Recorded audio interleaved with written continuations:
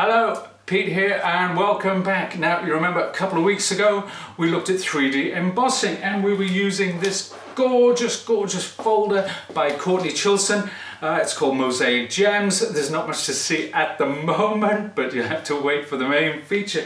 We're also going to be using a folder called Foundry by Tim Holtz. This is one of 4 that Tim released last week. Now 3D embossing is, well, it's given the whole embossing thing a real resurgence because of the different textures that you can get using different products. It's really cool, so check out the video. Right then, today we're going to start off using alcohol inks. Now these have found a resurgence in popularity since the introduction of Yupo paper, but today I'm using a metallic card. It's very important with alcohol inks. They do work better when you have a non-porous surface, as this is.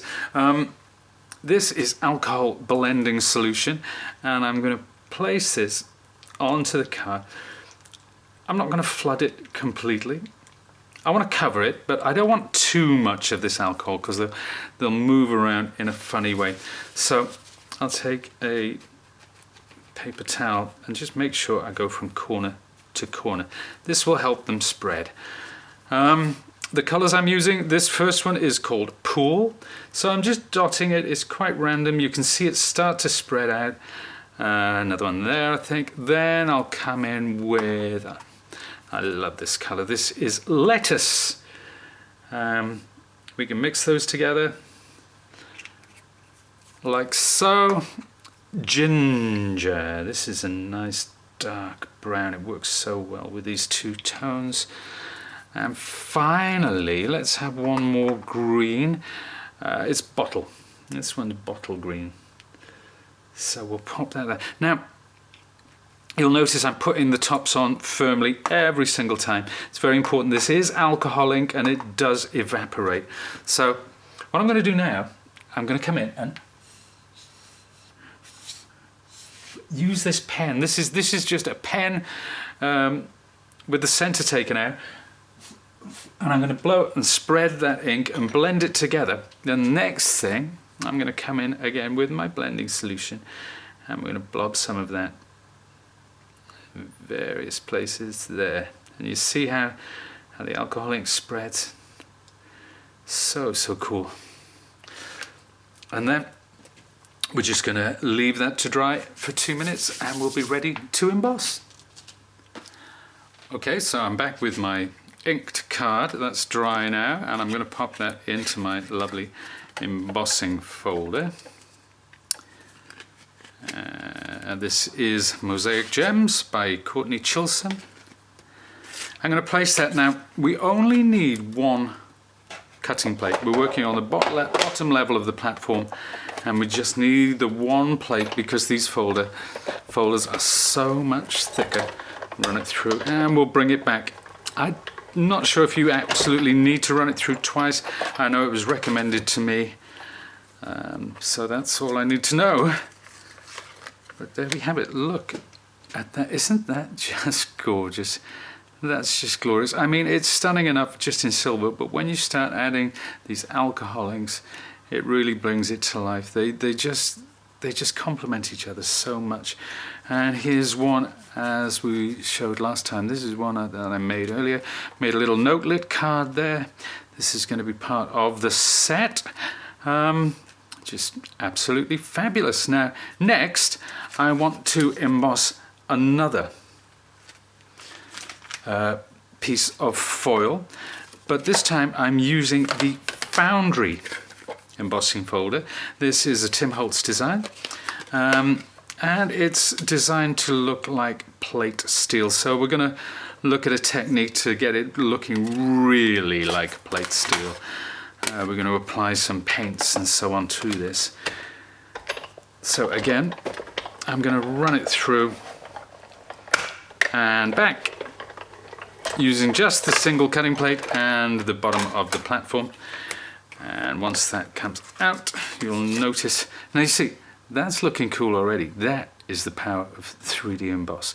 Quite different from the old standard 2D emboss.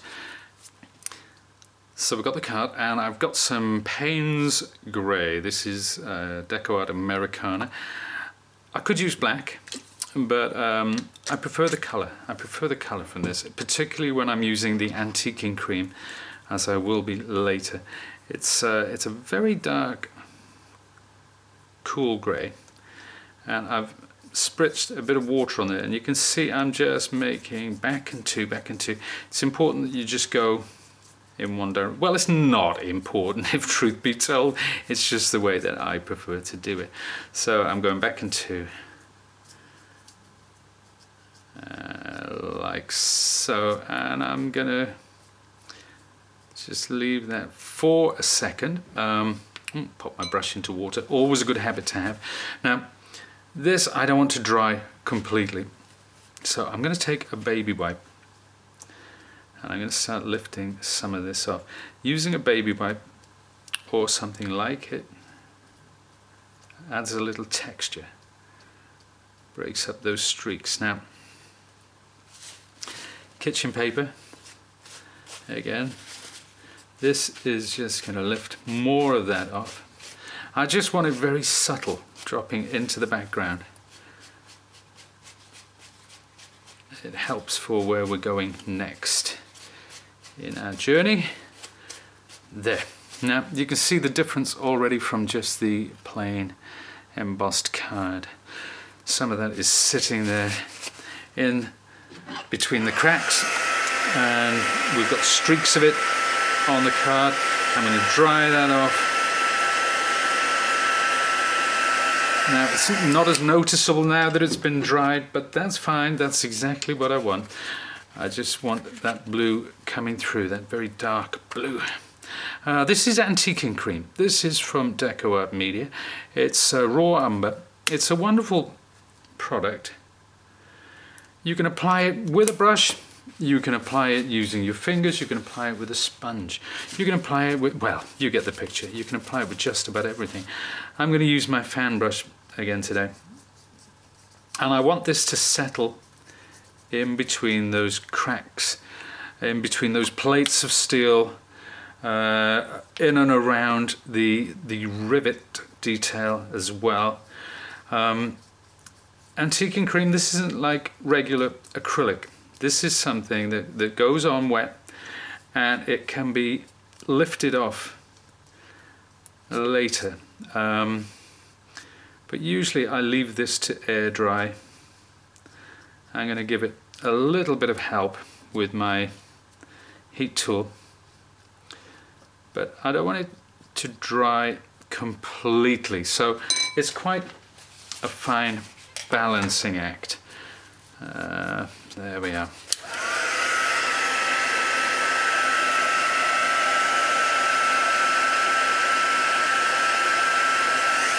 Now once that's done, I'm going to take this kitchen paper and I'm just going to start lifting off bits and pieces. Then I'm going to come in again with my baby wipe, and now I'm not pressing hard at all because I do want this antiquing cream to stay in certain areas, and this will help give it the illusion of distressed steel. There, that should just about do it. Now again, you can see here there's the tint of blue coming through from using the Payne's Grey. The antiquing cream, you can see the difference that has made. And again, we're just going to come in quickly. We're going to dry this off because I'm going to be introducing my old friend quinacridone gold. I said this is an essential piece of kit in my arsenal. If you watch part 2 of this video, part 1, sorry, this is part 2, you will know exactly why. So what I'm going to do with the quinacridone gold, I'm going to go around the areas where the rivets are between the plate steel, I'm being quite slapdash at the moment. That's okay. That doesn't really matter, because we're going to spritz this and allow it to drip down. And then we're going to add more. We're going to add some streaks. So I'm going to spritz it. Now, you'll forgive me for a second if I hold it like so, because I want this to drip down. I want this to just flow, and I'll need my kitchen paper just to lift the drip. But you can see that's starting to stain in the areas I want it to stain, where it would naturally gather, where that rust would be, in and around these rivets. So I can exaggerate that on some of these. I can draw another line across there. One of the things about these techniques is we want it to look as naturalistic as possible. We don't want it to be too contrived. So again, we're working wet on wet, and that will be absolutely fine. But there's one last thing I want to do to exaggerate that illusion of dripping, rusted, weathered metal. So we'll take the heater. I do prefer, actually, if these things air dry. It's a much better effect if you let it dry naturally, but of course we haven't really got the time. You're not going to sit there and watch this drying naturally. So I'm going to take some more of this quinacridone gold, and this time I'm going to work very, very quickly indeed. I'm going to be making streaks. A bit more water in there. This can be lifted off, it can be spritzed later on. If you think the effect is too strong, that's fine, we can knock it back. We've always got that option. And again, I'm going to come in between some of these plates with a bit more of my quinacridone gold.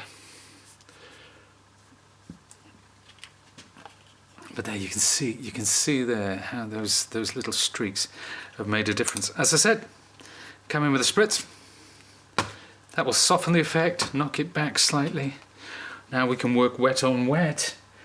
We can get a little bit of the quinacridone gold there in between some of these rivets, just picking them out at random. And streak down there. Pretty cool, if I don't mind saying so myself, which I don't. And this is one which I did a little earlier. This is a notelet that we've done, perfect for Dad. Very sort of masculine, sort of rusty metal kind of thing for anybody who spends a lot of time out in his shed messing around with wood and steel. But it's just a great technique for a background if you like Tim Holt's kind of style of work, or if you just like mixed media. But it's something that you should play around with. Don't just accept what I've shown you. Maybe you know a different way to get the same results, or better results, as the case may be. But whether or not this is your thing, the techniques are a lot of fun to play around with. And I hope that it has, the part 1 and part 2 of this series has illustrated just how cool 3D embossing folders are. And I'll just bring it, and look at the contrast there. Look at the difference. This one's really pretty and cutesy. This one, very, very industrial indeed. There. So there we have it. Thanks very much for watching. I hope you enjoyed that. That's 5 different techniques over the course of the 2 videos. There's a lot more to come from 3D embossing. So that was just really, it was the tip of the iceberg, the things that you can do, the effects you can get using different mediums, so on and so forth. Thanks again for taking the time to watch. If you want any more inspiration, need to know more about 3D embossing, then go to sizzix.co.uk, check out the blogs, check out the app, really cool.